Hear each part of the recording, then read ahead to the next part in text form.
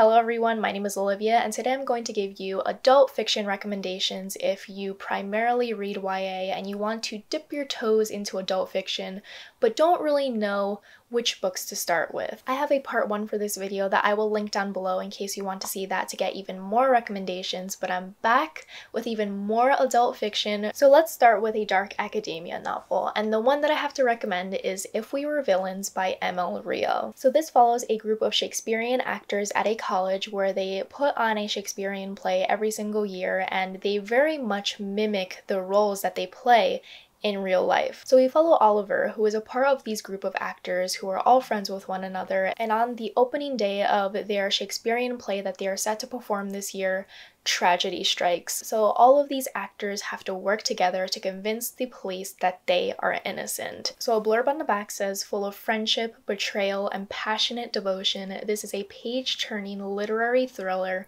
whose final shocking twist you won't soon forget. I loved this novel. It was so fun, especially if you're a fan of Shakespeare, because this has so many Shakespearean references woven into the narrative. This is a mysterious dark academia where you don't really know who to trust, and you don't even know if you can trust the main character themselves, and that's what I loved about it. If you're a fan of The Secret History, if you're a fan of dark academia and want to get into adult fiction dark academia, I would highly recommend this because it is so beautifully written, so atmospheric, and will leave you wondering what's going to happen next. If you are looking for adult romances to get into, I would highly recommend Rebecca Weatherspoon.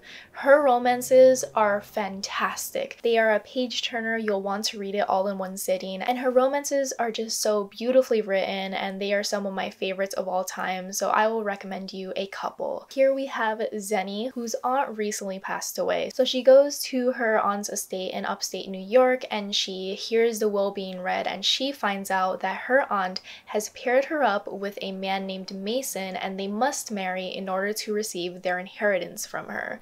So she has no idea who Mason is, but turns out he is a Scottish man living in his town who was friends with Zenny's aunt, and Zenny's aunt matched them together because she knew that they would make such a good couple and she wanted to push these two characters together. So this is a dual point of view marriage of convenience novel, and both of the main characters are bisexual and they are just such a wonderful couple. They are so sweet to one another and their romance that blooms is so beautiful, and I cannot recommend Zenny enough. It's such a quick read that I want everyone and their mother to read. And 3 other books by Rebecca Weatherspoon are all part of the same series, and it is the Beards and Bondage series. So we have Haven, we have Sanctuary, and we have Harbor. I have not read Harbor yet, but I have read Haven and I have read Sanctuary, and I loved those romances so much. That was my introduction to Rebecca Weatherspoon, and I am just obsessed with her romances. I think she writes them so well. The chemistry is palpable. You won't want to put this book down.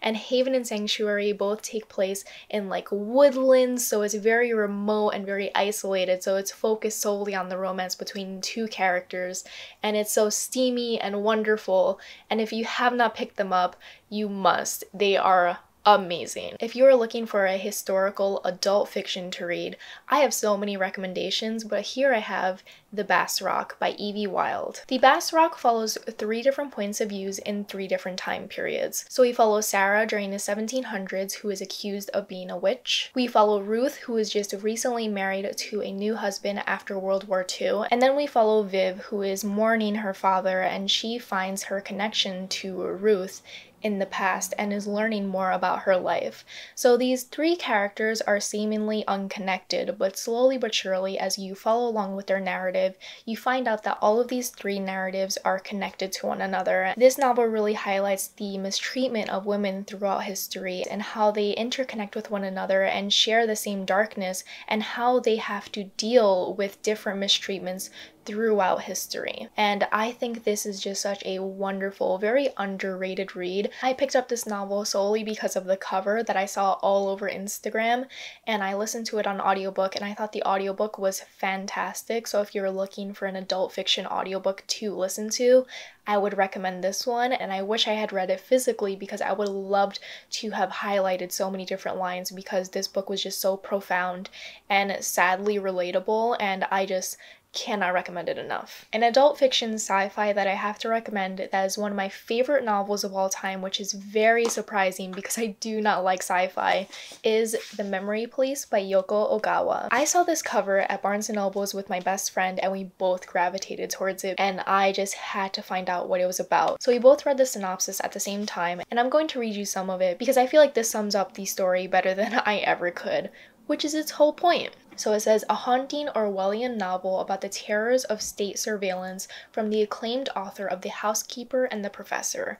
That's what initially piqued my interest when they said it was Orwellian, because I love 1984, but I do want to let you know this is nothing like 1984. 1984 is so much more complex. You get so many more answers from it. This is a very ambiguous, very dark Japanese fiction that I love beyond words. I am obsessed with this book. You just have to go into this novel not knowing too much. All you have to know is that these people live on an unnamed island and things are disappearing from their memory, and there is a group called the Memory Police who is set to ensure that these people continue to forget these objects, and anyone who still remembers it is a threat to the government. It was so completely unique. So I think if you're a fan of 1984 and if you're a fan of ambiguous novels, you have to read The Memory Police. It's immersive, it's atmospheric, it is just so good. My next recommendation is The Traveling Cat Chronicles. I listened to this on audiobook and I think everyone should read it on audiobook. This is a very bittersweet novel about Satoru who is going on a road trip with his cat Nena, and they're visiting so many different people along the way, and Nena is trying to find out what is happening and why are they visiting so many people and what's the overall purpose of this road trip. It put such a big smile onto my face, it brought tears to my eyes. It's such a well-rounded story that I want so many people to read, and I think it's a great story to pick up on audiobook because the narrator just does such a fantastic job of narrating from the point of view of a cat and really bringing those thoughts to life by using his voice in such a posh way to really describe Nena's point of view, because Nena is a very posh cat. Even if you're not a cat person, I'm not like a true cat person because I am allergic to cats so I can't have them, but even as a very casual cat lover, it's just so good, and the audiobook, fantastic. And the final book that I have to recommend to you is The Dreamers by Karen Thompson Walker. If you're a fan of sci-fi, if you're a fan of apocalyptic reads, and you want to get into adult fiction apocalyptic reads, you have to pick up this book. So it says, an ordinary town is transformed by a mysterious illness that triggers perpetual sleep in this mesmerizing novel from the New York Times bestselling author. This follows a town in California where one day a college student goes to sleep, and one by one, people in this town are starting to succumb to this sleep sickness. So the government puts this town under quarantine and nobody's able to go in or out. And we follow multiple points of views to really get a look at how different people react to this illness that is going around this town. This is a book that I finished and thought about for days upon days and months upon months because I just could not stop thinking about the concept of it. This is definitely a on-the-nose type of novel that not a lot of people will want to read at the current time, but I would definitely add it to your TBR and read it when you can if you are interested, because the way that it explores the human condition and the way that it explores different reactions to very stressful situations is so fascinating, and it's something that I'm very interested in. It's a very specific type of narrative that I really enjoy, where it's people under very stressful circumstances and they all have to survive together, but people are acting in very different ways, and it explores the way that people handle life-threatening circumstances. I listened to this on an audiobook and it felt like a radio drama in my head, so if you're looking to listen to another audiobook, I would highly recommend this one because it was so immersive, so atmospheric, and left me on the edge of my seat. So if you're looking for sci-fi novels, I would highly recommend both of these. So those are some adult fiction recommendations for those who are trying to dip their toes into this area of fiction if you have primarily read YA. I will be sure to leave a a link down below to an article that I read about the differences between YA and adult fiction.